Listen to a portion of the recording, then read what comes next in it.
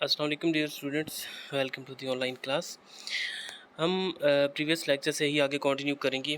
Last lecture में हमने पढ़ा था यूरिन फॉर्मेशन का प्रोसेस, जिसमें हमने डिटेल में देखे थे 3 मेजर स्टेप्स जो होते हैं यूरिन फॉर्मेशन के अंदर इन्वॉल्व हैं। आज हम पढ़ेंगे कंसंट्रेशन ऑफ एक्सक्रीटरी प्रोडक्ट्स कि यूरिन जो बनता है वो कैसे उसकी कंसंट्रेशन जो होती है वो इंक्रीज़ होती है, मतलब कंसंट्रेटेड कैसे होता है।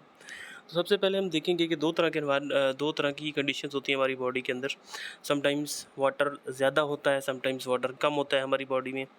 तो सपोज़ करें कि अगर हमारी बॉडी के अंदर वाटर ज़्यादा है, तो अगर वाटर ज़्यादा है तो वो एक्सेस होगा हमारे लिए, मतलब कि एक्सक्रीटरी प्रोडक्ट्स के अंदर उसको कंसिडर किया जाएगा। तो यूरिन कौन सा वाला प्रोड्यूस होगा? ऑब्वियसली यूरिन ऐसा प्रोड्यूस होगा जिसके अंदर वाटर की कंटेंट ज़्यादा हो, मतलब कि डाइल्यूट यूरिन प्रोड्यूस होगा।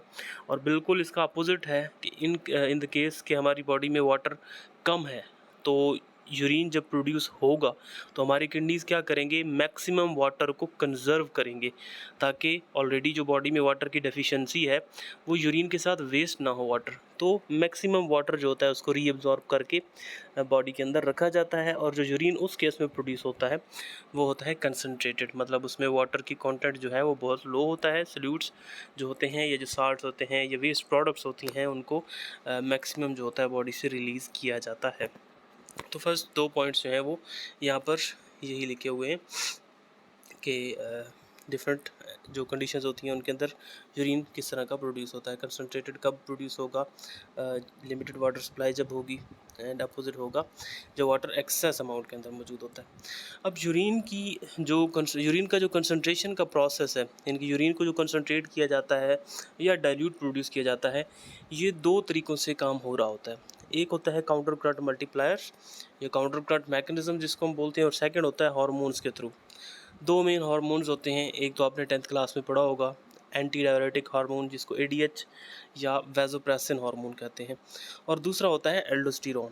तो इन हार्मोन्स को हम बाद में देखेंगे, पहले हम देखेंगे काउंटर करंट मल्टीप्लायर या काउंटर करंट मैकेनिज़्म क्या होता है। यहाँ पर है हमारे सामने काउंटर करंट मैकेनिज़्म। अब किडनी जो है, किडनी का जो इंटरस्टिशियल फ्लूइड होता है, यानी कि इंटरस्टिशियम या टिश्यू फ्लूइड जिसको हम कहते हैं, वो होता क्या है कि जब यूरिन कॉर्टेक्स से मेडुला की तरफ आ रहा होता है, इट शोज़ इंक्रीजिंग कंसंट्रेशन। मतलब क्या है इसका कि किडनी की अगर हम बात करें, ऐसे अगर किडनी है तो ये बाहर वाला पोर्शन जो होता है, आउटर पोर्शन, उसको हम कॉर्टेक्स कहते हैं। हमने बात की थी कि जो यूरिन जो होता है फाइनली वो इस पोर्शन के अंदर अकमुलेट होता है पूरे किडनी से। तो कॉर्टेक्स से जब यूरिन मूव करके सेंटर वाले पार्ट्स में मेडुला की तरफ आ रहा होता है, तो आहिस्ता आहिस्ता उसमें वाटर की रीअब्जॉर्प्शन होती जाती है, तो जिसकी वजह से वो कंसंट्रेट होता जाता है, उसकी जो वाटर कंटेंट है वो डाउन होता जाता है, वाटर को रीअब्जॉर्ब जब किया जा रहा होता है। तो यहाँ पर इस चीज़ का ये मतलब है कि कॉन्टीन्यूसली जो होती है उसकी कंसंट्रेशन जो होती है वो इंक्रीज़ हो रही होती है। यूरिया और सोडियम आयन जो होते हैं ये दे कंट्रीब्यूट टू मेडुलरी हाइपरटोनिसिटी। मतलब इस वर्ड का क्या है कि जो मेडुला के अंदर यूरिन पहुंचता है तो वो काफ़ी ज़्यादा कंसंट्रेट हो चुका होता है। तो उसके अंदर मेन चीज़ें कौन सी होती हैं जो उसको कंसंट्रेट कर रही होती हैं, वो यूरिया और सोडियम आयन्स होते हैं। अब काउंटर करंट मल्टीप्लायर क्या है? काउंटर करंट मैकेनिज़्म, यही वर्ड, ये जो टर्म है पहले आपने सुनी होगी शायद फर्स्ट ईयर में जब आप पढ़ रहे थे चैप्टर 13, उसके अंदर पैराब्रोंकाई वाली जो आपने टॉपिक पढ़ा था, तो वहाँ पर भी ये फिनोमेना होता है। बहरहाल उस तरफ हम नहीं जाते, हम अपने टॉपिक पे ही रहते हैं। काउंटर करंट मल्टीप्लायर का क्या मतलब है? काउंटर करंट का मतलब होता है दो चीज़ें हैं फ्लो कर रही हैं अपोजिट डायरेक्शन के अंदर, उसको हम कहते हैं काउंटर करंट मैकेनिज़्म या काउंटर करंट मल्टीप्लायर। ये चीज़ हम लास्ट लेक्चर में देख चुके हैं कि यूरिन जो होता है डिसेंडिंग लिम्ब में जब जा रहा होता है तो उसकी डायरेक्शन नीचे की तरफ होती है, असेंडिंग लिम्ब में जब वो जाता है तो उसकी डायरेक्शन ऊपर की तरफ होती है। तो इसका जो डायरेक्शन है दोनों की एक दूसरे के अपोजिट है, इसी वजह से इसको बोलते हैं काउंटर करंट। और मल्टीप्लायर क्या होता है? मल्टीप्लायर का मतलब ये है, पहले हम देख लेते हैं कि जब यहाँ पे यूरिन नीचे वो ग्लोमेरुलर फिल्ट्रेट नीचे की तरफ आ रहा होता है तो उसमें से क्या चीज़ रीअब्जॉर्ब होती है, ये हमने लास्ट लेक्चर में पढ़ा हुआ है कि जो डिसेंडिंग लिम्ब है वो परमिएबल होती है वाटर के लिए। मतलब जब फिल्ट्रेट डिसेंडिंग लिम्ब से नीचे आ रहा होगा तो उसमें से वाटर रिमूव होकर बाहर चला जाएगा, ठीक है। और बिल्कुल अपोजिट केस होता है जब असेंडिंग लिम्ब में यूरिन जा रहा होता है, उस टाइम पे क्या चीज़ बाहर निकलती है? उस केस में सोडियम आयन्स बाहर निकल रहे होते हैं। तो अब दोनों के अंदर डायरेक्शन अपोजिट है, और जो इस प्रोसेस इसको हम बोलते हैं काउंटर करंट। मल्टीप्लायर का मतलब क्या है कि जैसे जैसे यूरिन अब नीचे आता जाएगा और या ऊपर जाता जाएगा तो टोनिसिटी जो है उसकी मल्टीप्लाई होती जाती है। यानी कि अगर नीचे आता जाएगा तो वाटर उसमें से निकलता जा रहा है, वाटर जब निकलता जा रहा है तो उसकी जो सॉल्यूट कंसंट्रेशन है वो बढ़ती जा रही है। तो ये मतलब है इसका कि मल्टीप्लाई हो जाती है उसकी कंसंट्रेशन। सो यहाँ पर वही है कि डिसेंडिंग लिम्ब जो है वो वाटर के लिए परमेबल है और असेंडिंग लिम्ब जो होती है वो सोडियम आयंस के लिए परमेबल होती है। इसी चीज़ को ही हम बोलते हैं काउंटर करंट मैकेनिज्म या काउंटर करंट मल्टीप्लायर। तो ये चीज़ सबसे पहला टॉपिक था। जो पहला मतलब हमने दो बातें की थी कि एक काउंटर करंट मल्टीप्लायर की वजह से यूरिन जो होता है वो कंसंट्रेट होता है और दूसरा होता है हार्मोन्स। तो ये काउंटर करंट का बस इतना ही आपकी बुक में लिखा हुआ है, डिटेल में हम ज़्यादा नहीं जाते, कन्फ्यूजन आपके लिए हो जाएगी उस केस में। तो हम बुक वाले नॉलेज पे ही रहते हैं फ़िलहाल।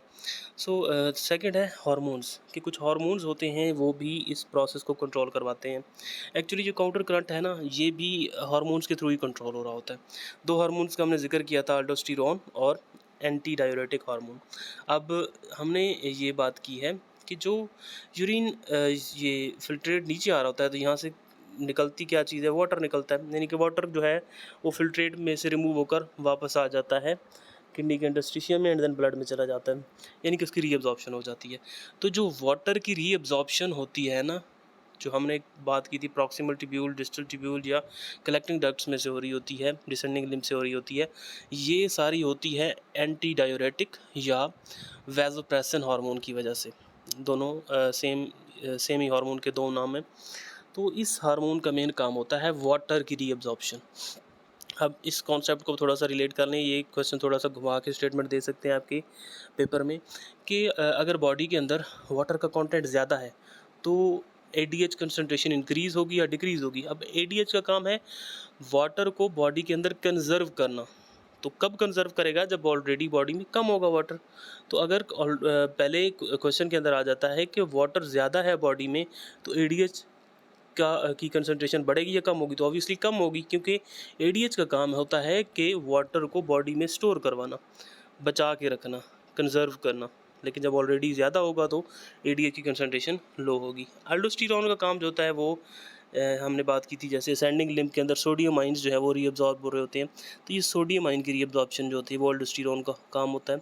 अब अगर सोडियम आइन की कंसंट्रेशन ब्लड में कम है तो अल्डोस्टेरोन रिलीज़ होगा और सोडियम आइंस को मैक्सिमम जो होगा वो रीअब्जॉर्ब करवाया जाएगा ताकि वेस्ट ना हो सकें आइंस, सोडियम आइंस।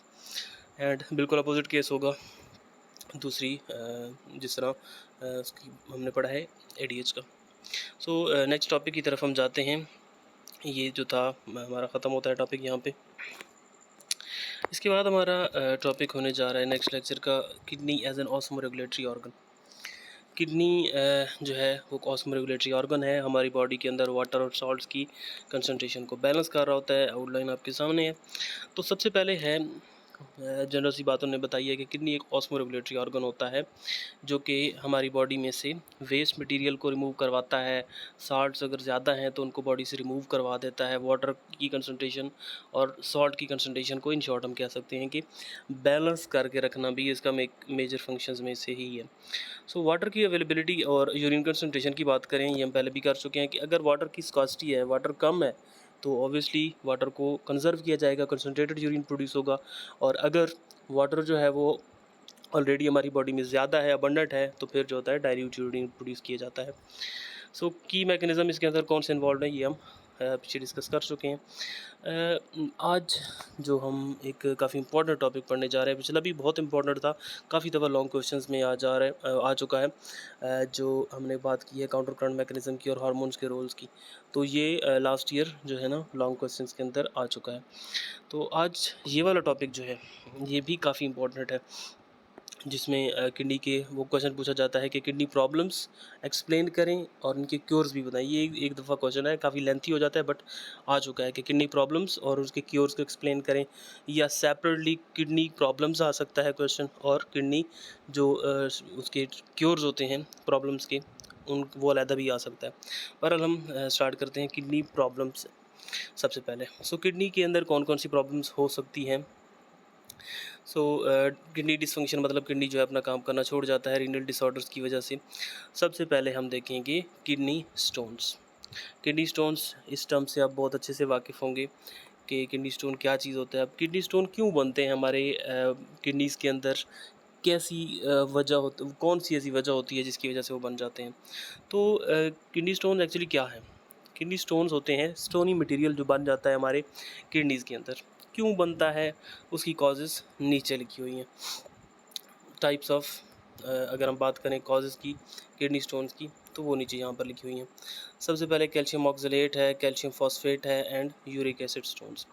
अगर हमारे ब्लड के अंदर जो ऑक्सलेट्स हैं ज़्यादा हो गए हैं, ऑक्सलेट सॉल्ट्स होते हैं, कुछ ऑर्गेनिक सॉल्ट्स हैं, सॉरी ऑर्गेनिक कंपाउंड है ऑक्सलेट, तो कैल्शियम ऑक्सलेट जो है कुछ सॉल्ट्स होते हैं ये, जो हमारे ब्लड के अंदर ज़्यादा हो जाएंगे, तो हमारा ऑब्वियसली किडनीज़ क्या करेंगे, उसको फ़िल्टर करेंगे ब्लड में से। तो हमारी किडनीज़ जब उसको फ़िल्टर कर रहे होते हैं तो उसकी छोटी छोटी क्रिस्टल्स जो है ना, वो बनना शुरू हो जाती हैं किडनी के अंदर। आहिस्ता आहिस्ता ये स्लोली प्रोग्रेसिव एक समझिए कि डिसऑर्डर होती है, जिसके अंदर वो छोटी छोटी क्रिस्टल्स एक दूसरे के साथ मिलते मिलते लार्ज साइज़ के किडनी स्टोन्स बना सकते हैं। ये काफ़ी स्मॉल भी हो सकते हैं और काफ़ी लार्ज साइज़ के ह्यूज साइज़ के भी हो सकते हैं हमारे किडनीज़ के अंदर। तो कॉजेज़ की अगर हम बात करें ना, कि हमने जैसे बोला है कि ऑक्सलेट्स ज़्यादा हो जाने की वजह से, कैल्शियम ज़्यादा होने की वजह से, यूरिक एसिड ज़्यादा होने की वजह से, इन तीनों की वजह से ही किडनी स्टोन्स बनते हैं। लेकिन मोस्टली किस वजह से बनते हैं, वो है कैल्शियम ऑक्सलेट का ज़्यादा हो जाना ब्लड के अंदर।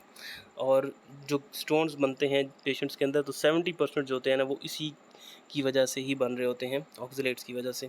इस कंडीशन को हम हाइपर ऑक्सलूरिया कहते हैं, जब ऑक्सलेट्स ज़्यादा हो जाते हैं हमारे ब्लड में, और हाइपर कैल्सीमिया बोलते हैं जब कैल्शियम ज़्यादा हो जाती है। सेकंड जो आ जाते हैं major source of kidney stones, that is calcium phosphate, कि कैल्शियम फॉस्फेट ज़्यादा हो जाता है ब्लड में, तो उसकी वजह से जो चांसेस होते हैं that are those are 15%। And uric acid की बात करें अगर, तो यूरिक एसिड की वजह से जस्ट 10% चांसेस होते हैं ओवरऑल कि जिनकी वजह से किडनी स्टोन्स बन सकते हैं। तो ये 3 कॉजेज़ जो हैं वो किडनी स्टोन्स की बताई गई हैं। ये एमसीक्यू में भी आ सकता है कि कैल्शियम ऑक्सलेट की वजह से कितने परसेंट चांसेस हैं, फॉस्फेट की वजह से कितने हैं, यूरिक एसिड की वजह से कितने परसेंट चांसेस हैं। शॉर्ट में भी ये बात पूछी जा सकती है। उसके बाद है फॉर्मेशन मैकेनिज़्म। हमने कॉज तो बोल दी है कि ये कॉज है सॉल्ट का ज़्यादा हो जाना, और बनते कैसे हैं हमने अभी डिस्कस कर भी लिया है कि जब ये ज़्यादा होंगे सॉल्ट, हमारी किडनी इसको रिमूव करेंगे ब्लड में से, और आहिस्ता आहिस्ता इसकी क्रिस्टल जो है ना वो कम्युलेट होती जाती हैं, और कम्युलेशन के बाद जो है ना वो किडनी स्टोन्स बनाती रहती है। अब यहाँ पर आपको 2 किडनीज नज़र आ रहे हैं, ये आप देख सकते हैं। यहाँ पर आपको क्लियरली किडनी स्टोन्स नज़र आ रहे हैं, जो कि बन चुके हैं पेशेंट के किडनीज़ के अंदर। उसके बाद है किडनी के ट्रीटमेंट। किडनी स्टोन का जो ट्रीटमेंट है वो यहाँ पर बताया गया है। Lithotripsy and renal failure. Lithotripsy, ये भी टर्म आपने 10th क्लास में पढ़ी हुई है, कि जब एक बंदे को किडनी स्टोन्स हो जाते हैं, अब उसका ट्रीटमेंट दो होते हैं। एक तो होता है सर्जिकली रिमूव करना, उसको ऑपरेशन करके, सर्जरी करके किडनीज़ में से वो जो स्टोन्स होते हैं उनको रिमूव कर देना। सेकंड जो मेथड होता है दैट इज़ लिथोट्रिप्सी। अब लिथोट्रिप्सी की भी आगे फर्दर बहुत सी टाइप्स होती हैं। यहाँ पे आपकी बुक में जो है ना एक ही वो जनरल सी बात बताई हुई है, extra corporate shock wave lithotripsy की बात हो रही है। मे बी ये टर्म आपकी बुक में यूज़ ना हो, लेकिन लिथोट्रिप्सी जनरली यूज़ हुआ है कि लिथोट्रिप्सी क्या होती है। तो लिथोट्रिप्सी बोलते हैं कि जब बॉडी के बाहर से ही जो हाई शॉक वेव्स जो होती हैं, हाई एनर्जी शॉक वेव्स डाली जाती हैं किडनीज़ के ऊपर, जहाँ पे किडनी स्टोन्स मौजूद होते हैं। जब वो शॉक वेव्स पड़ती हैं हमारे किडनीज़ के अंदर मौजूद स्टोन्स पे, तो वो शॉक वेव्स उनको बहुत छोटे छोटे पीसेस में कन्वर्ट कर देती हैं, सैंड पार्टिकल्स की तरह, और उनका साइज़ इतना छोटा हो जाता है कि फिर वो ईज़िली हमारे किडनी से रिमूव हो जाते हैं। तो ये होता है ट्रीटमेंट, फर्स्ट ट्रीटमेंट के, जिसको हम लिथोट्रिप्सी बोलते हैं। उसके बाद रीनल फेलियर है, ये इंशाल्लाह हम नेक्स्ट लेक्चर के अंदर पढ़ेंगे। आज का लेक्चर इतना काफ़ी है, बाकी आप किसी भी किस्म का कोई क्वेश्चन होता है आप अपने टीचर से पूछ सकते हैं।